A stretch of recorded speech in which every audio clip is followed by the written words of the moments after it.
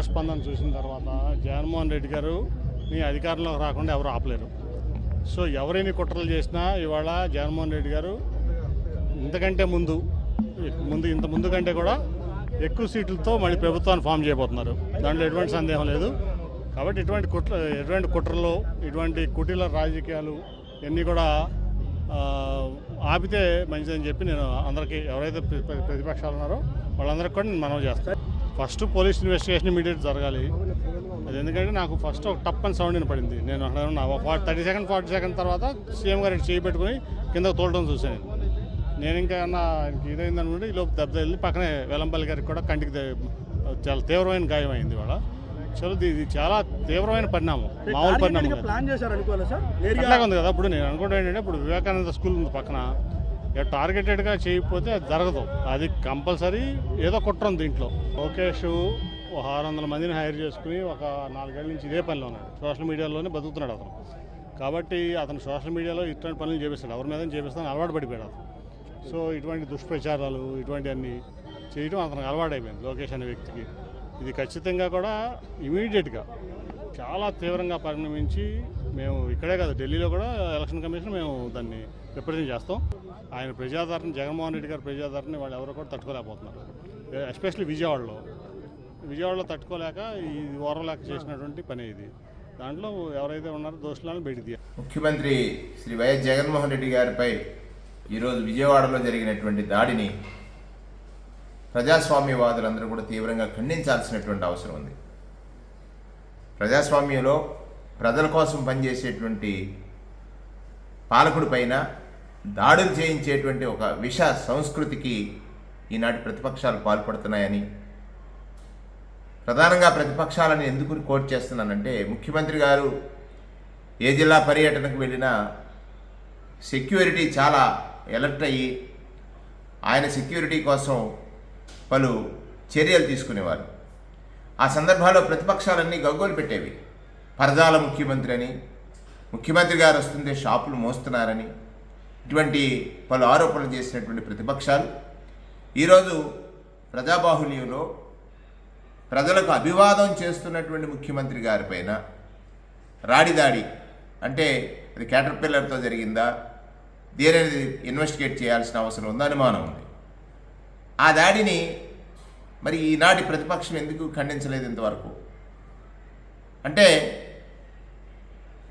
ప్రజలలో అతి విశ్వాసం కలిగిన నాయకుడిగా, ప్రజల్లో అతి విశ్వాసం కలిగిన నాయకుడిగా జగన్మోహన్ రెడ్డి గారు ఉన్నారని, ఉదయం నుంచి ఇప్పటి వరకు సాగినటువంటి బస్సు యాత్రలో ప్రజలు ఒక సంద్రం మాదిరి, కెరటం మాదిరి ఆయన వెంట నడుస్తున్నారని చూసి వారవలేక కృష్ణా జిల్లాలో ఇవాళ ఆయనని ఏం చేసి దాడి చేయడం అనేటువంటిది, అంటే జస్ట్ కిందకు వస్తే కన్ను దెబ్బతినేది కదా. మరి ఇది విజ్ఞులైనటువంటి ప్రజలందరూ ఆలోచించాలి. ఆయన ఒక పేదల కోసం పనిచేసే ముఖ్యమంత్రిగా, పేదల అవసరాలు తెలుసుకున్న ముఖ్యమంత్రిగా, పేదల అవసరాలు పేదలకు తెలిసినా తెలియకున్నా ఆయనకి తెలుసు.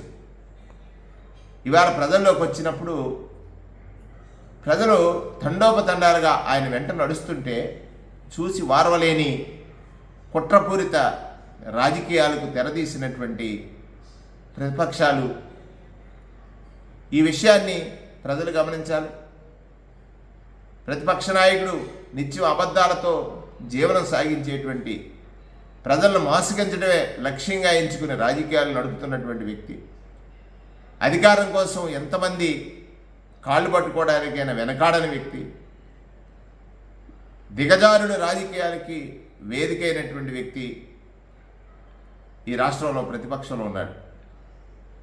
వారు ఈ చర్యలకు పాల్పడటం అనేటువంటిది ప్రజాస్వామ్యవాదులందరూ తీవ్రంగా ఖండించాలని నేను స్పష్టంగా, ఇది తీవ్రమైనటువంటి చర్య, ఖండించాల్సినటువంటి బాధ్యత ప్రతి పౌరుడిపైన ఉందని నేను ఈ సందర్భంగా తెలియజేస్తున్నాను. The attack that has just happened on Honorable Chief Minister of Andhra Pradesh Shri Y.S. Jagannath Reddy Garu, we strongly condemn these kind of cowardly acts, especially by Telugu Desam Party, because Jagan Mohan Reddy Garu has started a bus yatra and he has been getting an overwhelming response from pretty much all the sections of the society and pretty much in each and every region.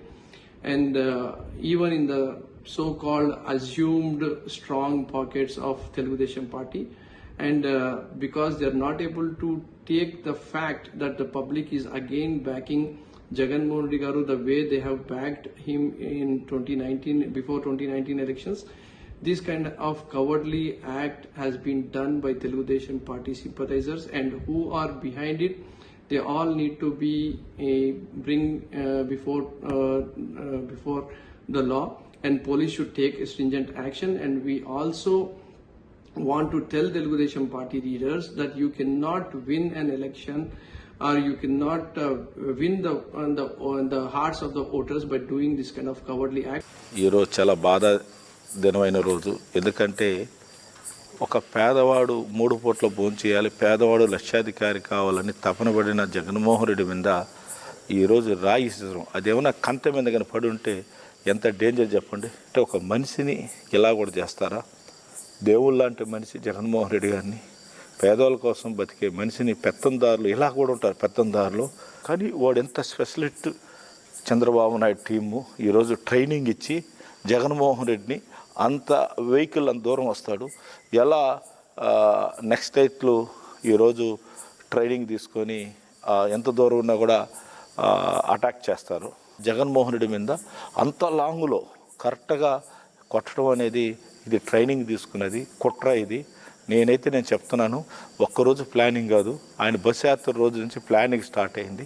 నిజంగా చెప్తా ఉన్నాను, పైన అమ్మవారు ఉన్నారు, మీరు చేసిన అటువంటి తప్పులు మీ కుటుంబాలు తగులుతాయి.